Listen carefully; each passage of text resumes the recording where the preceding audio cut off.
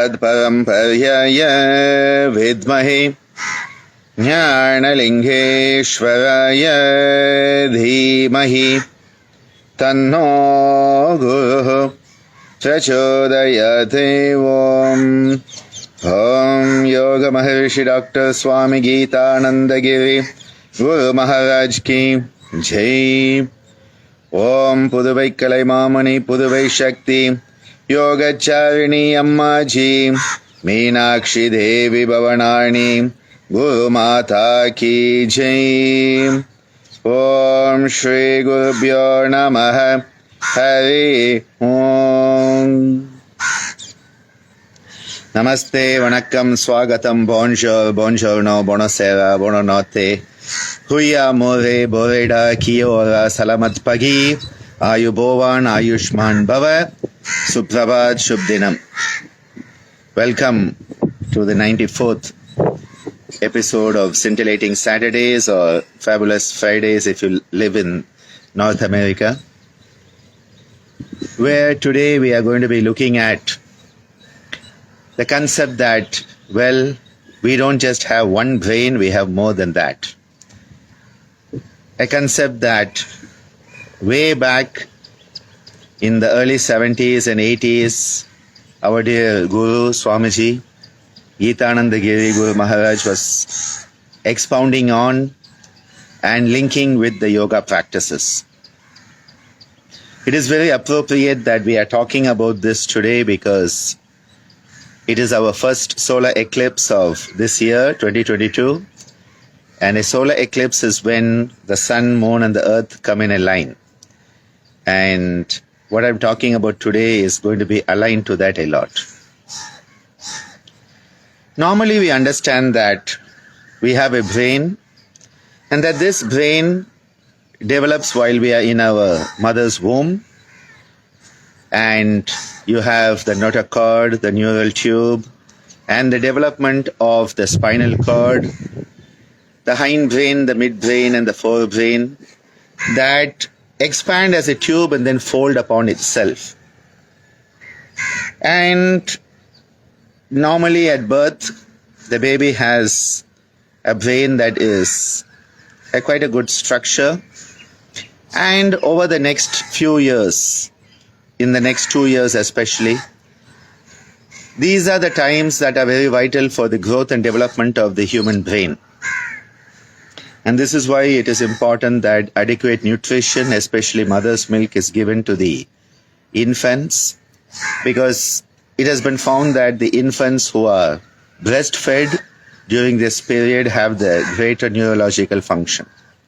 It is a time where there are the proliferation of the neural cells, there's the migration of the cells, and the differentiation of these cells, and then there are all the synapses being formed between the neurons, synaptogenesis, and multiple synapses are formed.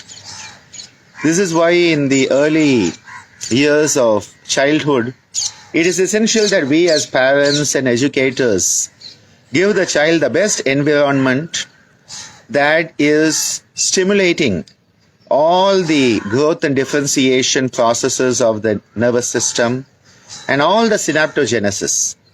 The more the synapses come together, well, the more wired your brain is, and the more wired it is, the more it will fire together. As they say, neurons that fire together, wire together. And this is so true of yoga, because when we are doing the yoga practices, so many neurons are firing at the same time. So when all these neurons across your nervous system are firing at the same time, they start wiring together. This is the synaptogenesis, where the synapses are formed, the cross connections between these neurons. So normally we understand we have this huge brain, and as Ammaji likes to remind us, what does the human brain need? And often she asks this to young doctors and they're like, what does she want us to say? Well, the human brain basically needs two things, oxygen and glucose. And if your brain gets adequate oxygen and adequate glucose, well, it's going to be functioning quite well. Deficiency of oxygen, deficiency of glucose, well, your brain is going to be put into a state of challenging times. Of course, as we know, when we are performing all the yoga practices, we are enhancing the tissue oxygenation. It is found that the oxygen saturation levels go up. Especially in the COVID times, we have seen how so many of the practices, Dr. Meena and I are on the verge of publishing a paper on how the oxygen saturation goes up when you are performing the pranava pranayama. So many practices, when you do them, you are enhancing the tissue perfusion of blood, which is rich with oxygen and glucose, especially if you are breathing healthy. The key here is breathing healthy. So, coming back, this brain that we have with all its trillions of connections is not just one structure. It actually has two halves. So you have the right and left hemispheres. So the right hemisphere and left hemisphere may be understood as actually separate entities, because what we find is the right hemisphere governs all your sensory motor function on the left, and the left hemisphere governs all the sensory motor function on the right, and they come together through this band of fibers called the corpus callosum. So the corpus callosum is the bridge that integrates the right brain and the left brain. The left brain, which primarily is dealing with all the stuff that is important for quantity. I call the left brain the Lakshmi brain, because it is always concerned about things. It is concerned about quantity.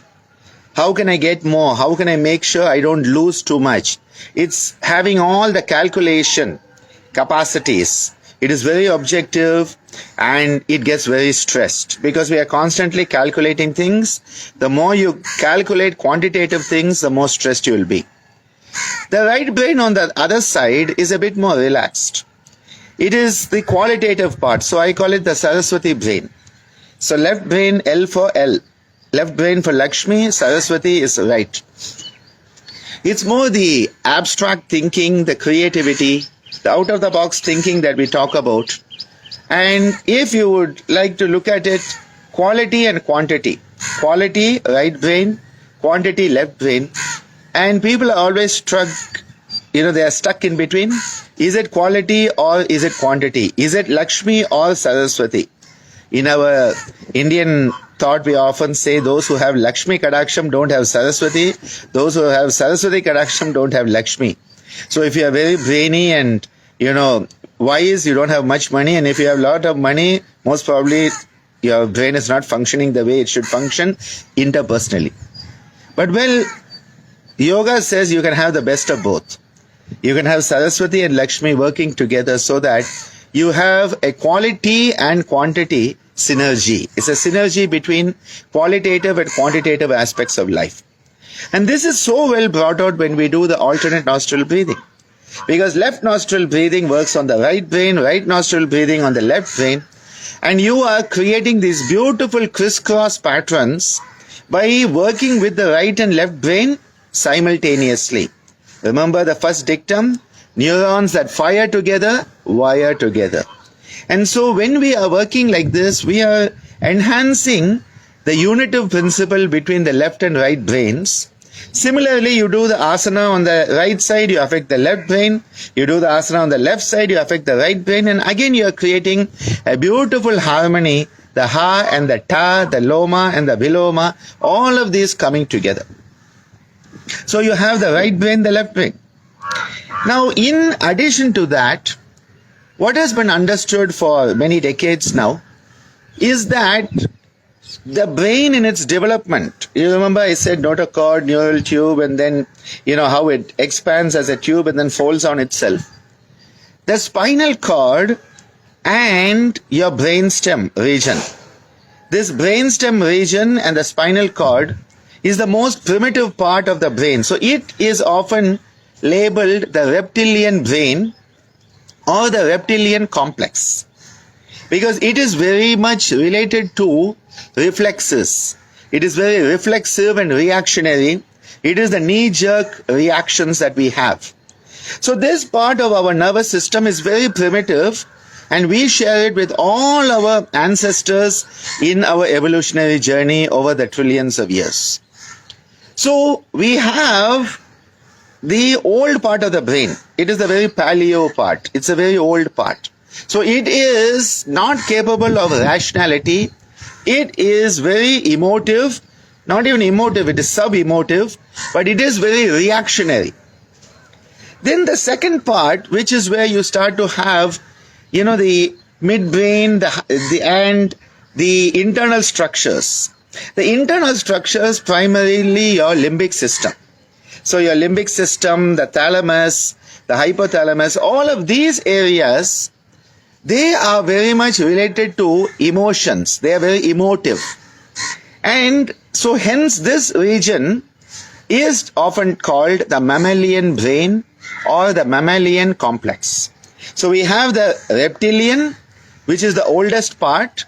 Comparatively newer is the emotive part, play, fight, sex, desire, all the shatrupus, all of this is part of that limbic system and the surrounding areas that are constantly working with the thalamus, the hypothalamus, influencing the pituitary and all of that stuff.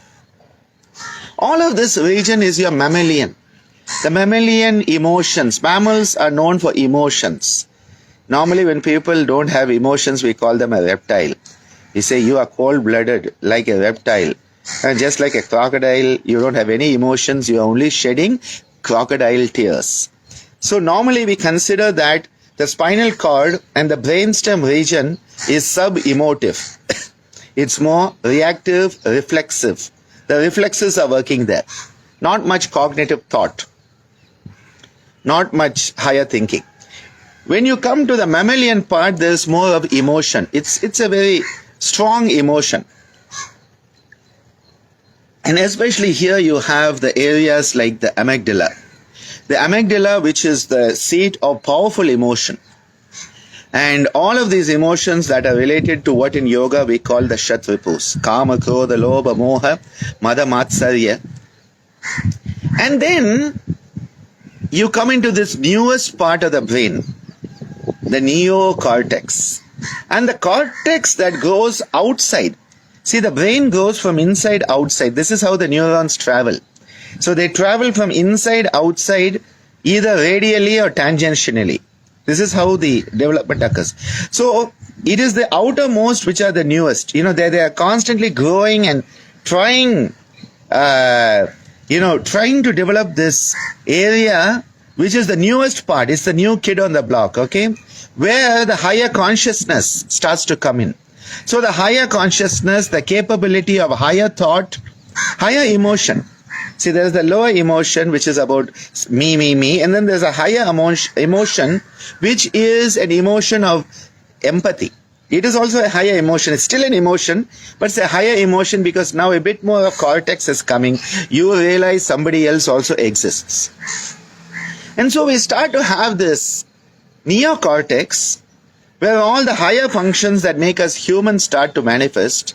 And of this, the most important one, no prizes for guessing, prefrontal cortex, prefrontal cortex, prefrontal cortex.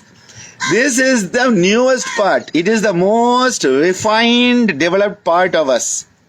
Compared to that spinal cord brainstem, which is the most primitive. Remember the me, as opposed to we, thee. The capacity for higher cognition, metacognition. The capacity to understand the world that is around us and our relationship with it and what we can do about it. The response ability. Swamiji often said, responsibility is nothing but the ability to respond. Respond ability, responsibility, responsibility. Can you be responsive rather than reactive? In the spinal cord brainstem level, it's total reactivity. Now, at the mammalian level, it is reactivity, the reactivity fueled by emotions. The amygdala, I tell you this, amygdala is the seat of the intense emotion. So most people, the most intense emotion they have is rage. And what happens is that this rage is totally subcortical, which is why when people go into rage, there is no cortical functioning. They have no rationality. Try to be rational to someone who is angry, you'll get a punch in your nose, or you'll get your ear bit off like Mike Tyson. Remember Mike Tyson biting off Holyfield's ear? You go into rage. You go into rage. And this part shuts down. The prefrontal cortex, the higher capacity, shuts down because the emotions are so strong. The emotions are so strong. The lion wants to get that deer. That's all. What it will do to the environment, whether it is morally and ethically correct, who cares? Now, at the level of the lion, it is morally and ethically correct to go and eat a deer. That's part of its dharma. At the level of the human being, when we become a subhuman, emotional imbecile, that is when it becomes wrong. And the amygdala is not capable of rationality. It is only capable of emotionality. And today we find people reacting from emotional levels. They are not responding, they are reacting. We talk about being first responders in emergencies. I wish all the first responders had responsiveness, because many times the first responders are dealing with it at the emotional level. Now, if you want to transcend the emotional level and go to the higher cognition, the best thing is slow, deep breathing, And that is why the old advice, take in a deep breath and count to 10. Because by that time the impulses can travel to the neocortex. You know, this neocortex is the place where you can transcend it, and it needs time. It's a slow journey. The amygdala and the hippocampus, which is where the memories are stored, the hippocampus stores the memories in a very gross manner. So what happens? It remembers the time when someone who was fat and short was bad to you. And so later on what happens is, whenever you find somebody who's fat and short, you start reacting to them based on that primitive memory, because you are still locked in the emotional spiral or circle, which keeps on going worse and worse. Raga and Dvesha, the desires and the disgust, the likes and the dislikes, all of them are holding us victim. We become prey to the emotional whirlpool. And this is why what we need to do is that we need to see the rage from a place that is higher. This is where the yoga drishti comes in, where you transcend that emotional part of your brain and you move into the higher cognitive, metacognitive. Metacognition is the capacity for objectivity, which is based on viveka and vairagya. Viveka and vairagya are based on the functioning of your prefrontal cortex. So don't expect teenage kids to have it, because that prefrontal cortex has not yet developed. And bullying is totally right down in that emotional thing. I have to be the top dog. Now the people forget they are not dogs anymore, they are human beings, but they are locked in that part, the emotional mammalian brain. So many people are locked in the reptilian complex. Many people are still locked in the mammalian complex. So they look human, but they behave like reptiles. They look human, they talk human, but they behave like mammals and not as refined human beings. And this is why it is so important that we need to remember we are not still a cobra. We are not still a crocodile and alligator. We are not still the lion, the dog, or the pink panther. No, we are a human being. We are a manushya. And this is why it is so important. It is so important. And yes, Deolalji, what we need to do is, the yogic counseling process is where we try to tap into this. And this is why when you start to help people take control of the emotions by the metacognitive functioning, this is where the process of pranayama, Maharishi Patanjali is so clear. Because all that which was clouded, you have removed all the clouds. You start to have clarity. Tatakshiyate prakasha varanam. Because when you're emotionally volatile, what happens? Clarity is not there. It's all muddled up. And that is why when we start to take control of our breathing process, where pranayama shifts it from the reptilian part to the human part, from me to we, from survival mode to living mode, through that we are starting to move up, and from above we can see the problem. We start to have a higher perspective of our own emotionality. And this is where yogic counseling is a process to help that person take another look at themselves. But remember Ammaji's wisdom. You have to observe yourself without identification, without condemnation, and without justification. Pranayama is an amazing way to go up a psychic elevator. Pranayama enables us to travel up a psychic elevator, move out of the reptilian, the mammalian, and come into a human. And not only human, you need to go into something which is higher, humane, and then go into the divine. And yes, Eridani, without condemnation is so hard, because we are always taught to judge. We have been brought up in a modern society that is always judging others. How can we look at ourselves and have a sense of acceptance? We need to have discernment, not discrimination. We need to have discernment, not judgment. We need to have discernment to see where we are, to see where we need to go, and then to see how to go there. The three powers, Ichcha, Kriya and Jnana Shakti. Recently my mentor, Professor Seduraman sir, was with us at SBV, and he gave a beautiful session on the Conative Domain, which is missed out in the normal educational paradigm. They miss this out.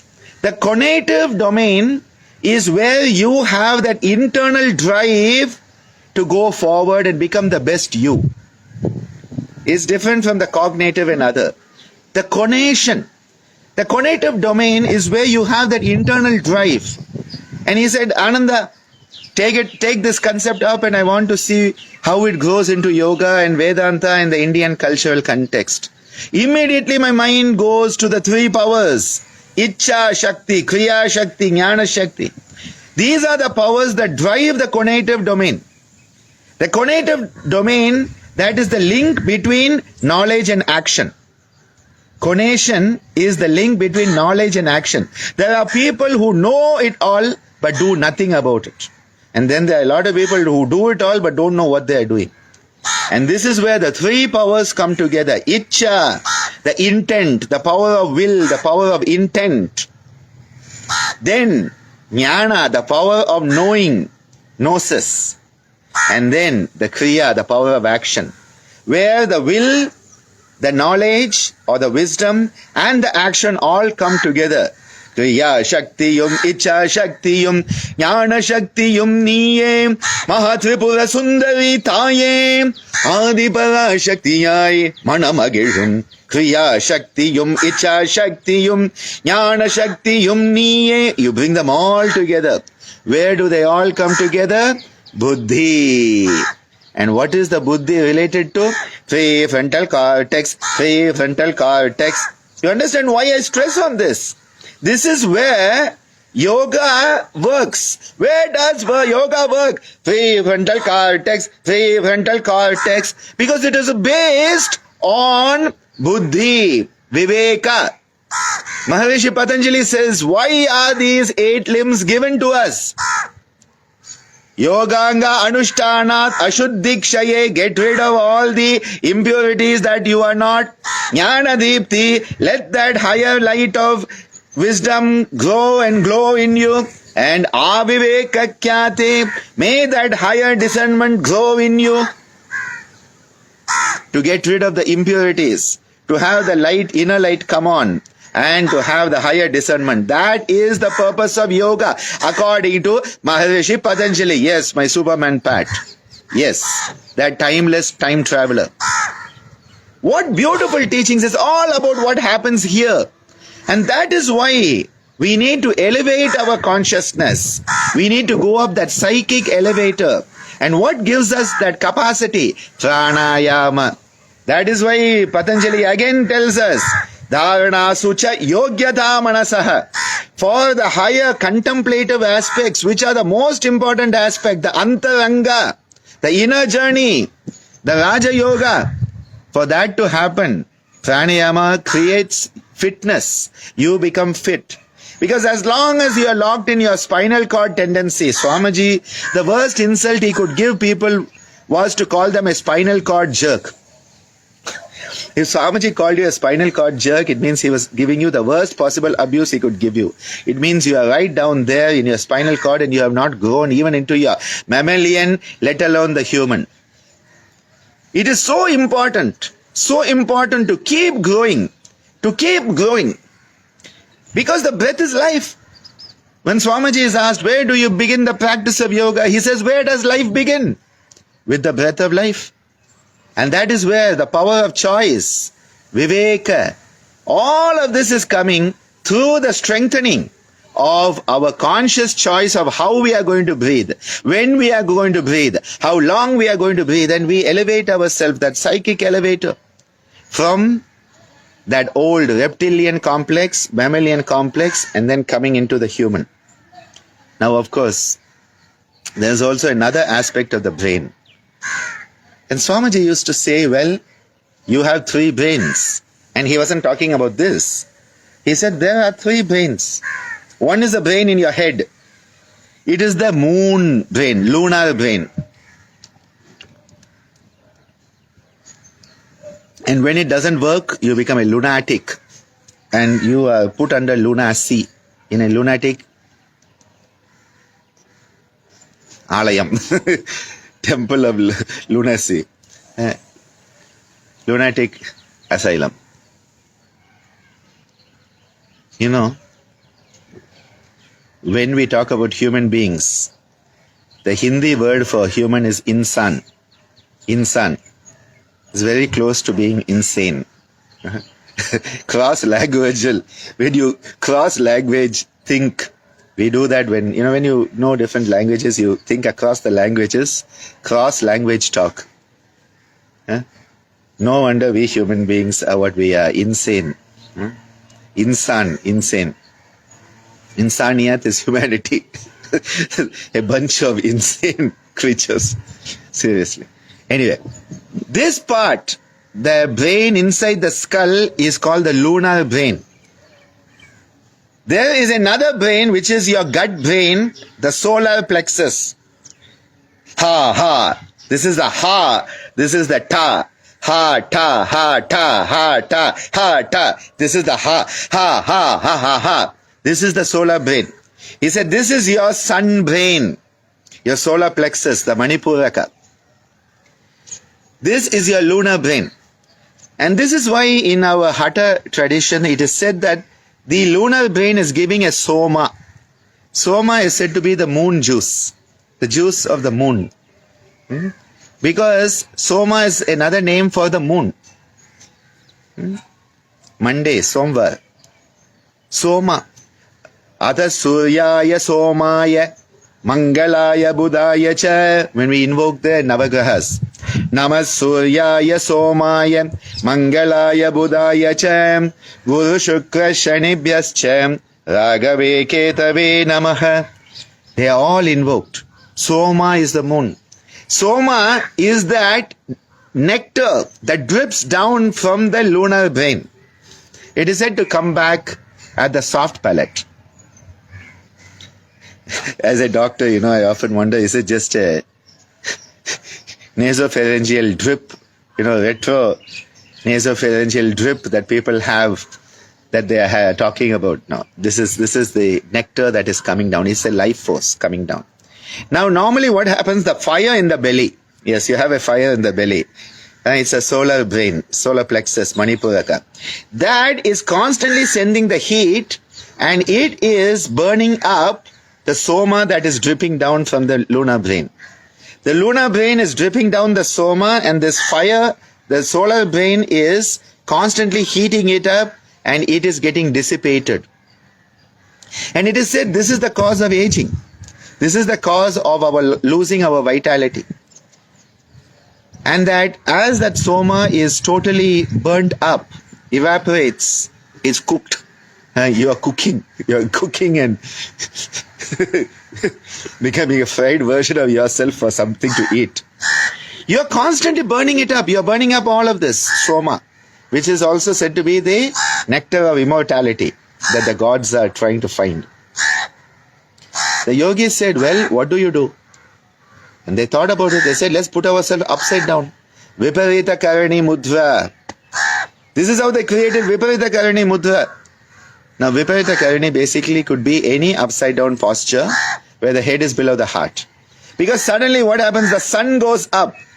And the Hatha Pratipika talks about it. It says in Viparita Karani, the sun goes up, the moon comes down. And people who don't understand it says, sun goes up, moon comes down. What the hell are you talking about? It is a poetic metaphor. Because now the sun brain which was below has gone up, and the moon brain which was above has come down.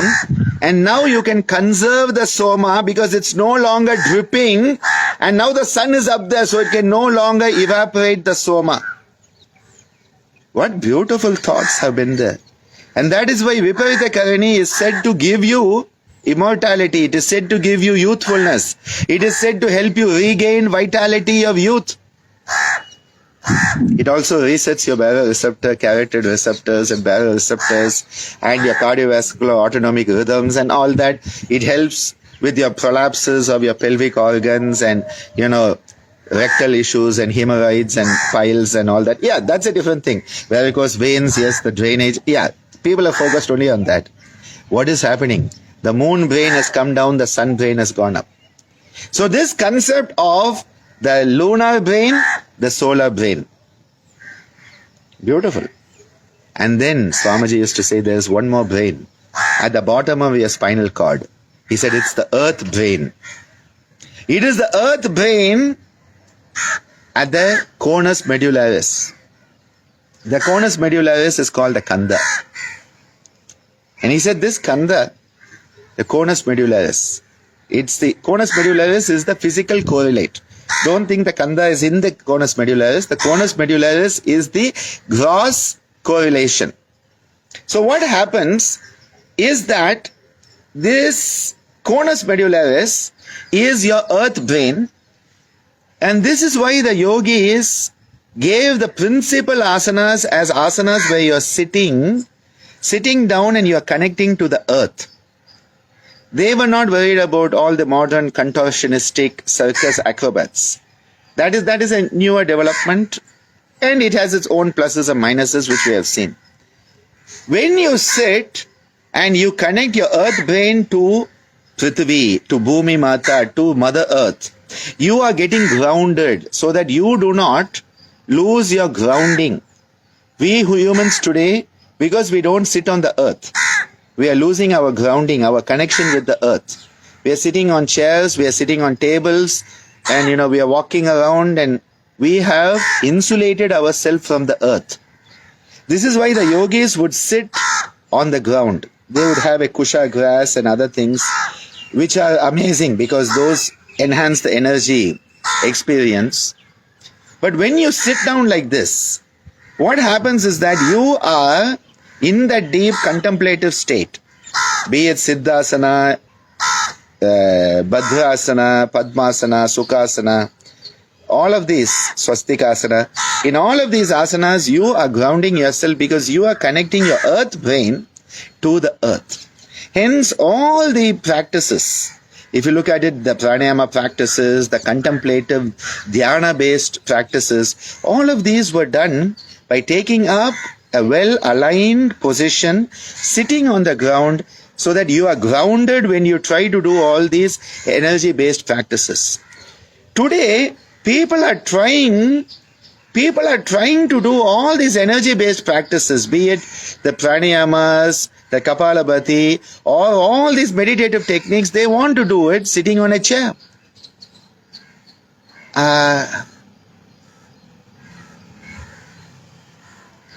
how can we create something where people can be reconnected with the earth? Because if you are not grounded, many of these energy practices can lead to a short circuit.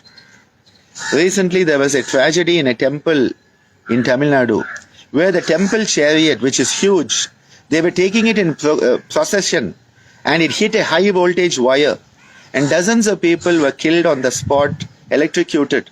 The whole cart went up in flames because people didn't realize the connection between the chariot, the top of the chariot, hitting the high voltage lines, and everybody who was pushing and pulling the chariot. A big tragedy that could have been avoided with some thinking. We need to understand the safety rules of electricity.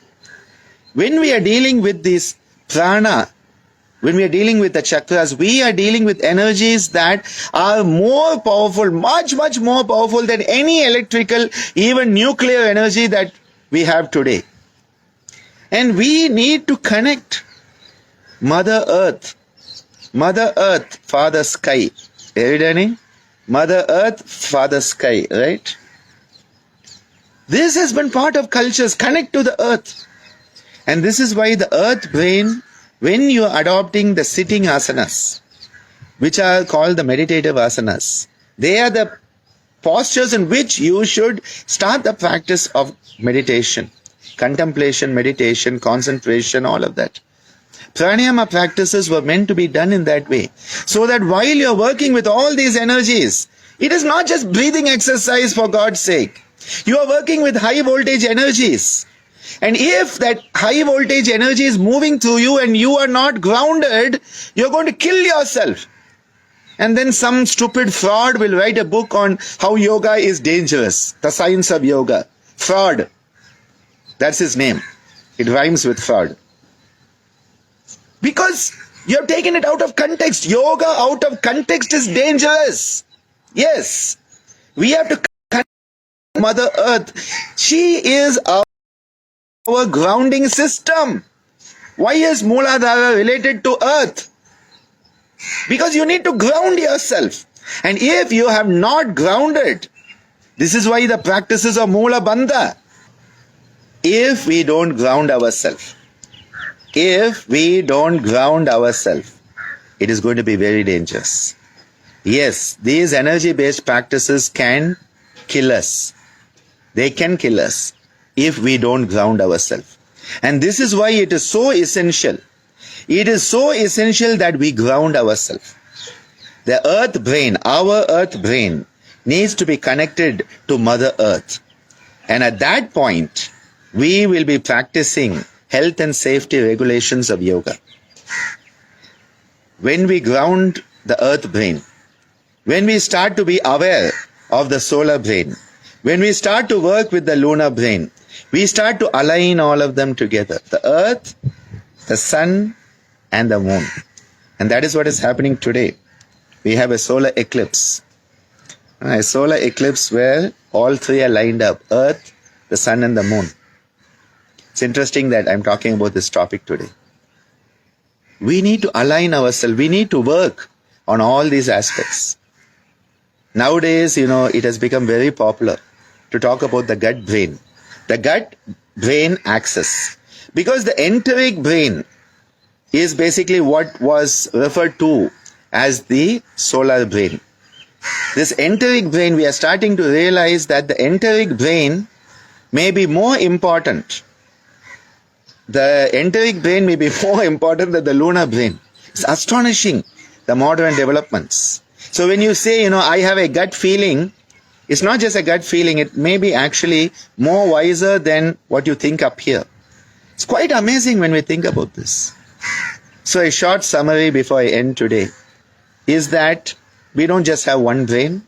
At one level, we have the earth, the sun, and the moon brains, and all yoga practices are taking cognizance of these three. At another level, we have our reptilian, mammalian, and human brains, and yoga attempts to bridge all of them, bring them all together, so that we become an integrated human being. We don't stay a reptile, we don't stay a mammal, we don't even stay human, we become humane, and we manifest our divinity. It's a conscious evolutionary growth that is happening of transformation and transcendence. And then, of course, the right and the left brains, which we are constantly working on in yoga by trying to balance the right with the left, so that the right and the left are having a beautiful sense of integration, strengthening the corpus callosum, so that the right brain knows what's happening in the left and the left brain knows what's happening in the right. Nowadays, there's also another concept that is coming up, and Mauli has talked about that, is about the heart as another type of brain also. And so you have people talking about the gut brain, the heart brain, and the lunar brain. These are newer concepts that are coming, because what we find is that the heart, anahata, when we go back to Maharishi Patanjali, when in doubt, go back to Maharishi Patanjali. And if you want an additional source, go to the Bhagavad Gita, Yogeshwar Sri Krishna. If Yogeshwar Sri Krishna and Maharishi Patanjali are talking of the same thing, you don't need anybody else, especially not these modern experts, yoga scholars. Watch out. Watch out for those. Anyway, Patanjali is so clear. He says, Hridaye Chitta Samved. Through the contemplation, the samyama on the heart center, you are starting to understand the higher consciousness, because it is very, very strong. In fact, people often, when talking of endocrine glands, they don't realize the heart is also an endocrine glands. There's a peptide, anti-natriuretic peptide, ANP, that is secreted by the heart. People don't realize the heart is also an endocrine gland. Well, it makes sense when you start to think about how yoga perceives all of this. Yoga truly gives us a comprehensive perspective of so many aspects of life. We are blessed to be in yoga. Let us make sure that we are worthy of that blessing. May we stand up for our Mother Yoga. May our Mother Yoga always be proud of us. May we show her that we are truly her loving children. Dhanyavadaha. Thank you so much for being with me today. Have a wonderful day wherever you are. And just remember, let us be true to our Divine Mother Yoga. We are children of her. Let us be those amazing worthy children who will be with the Mother in these most important times. Jai Ma Yoga. Hari Om Tat Sat.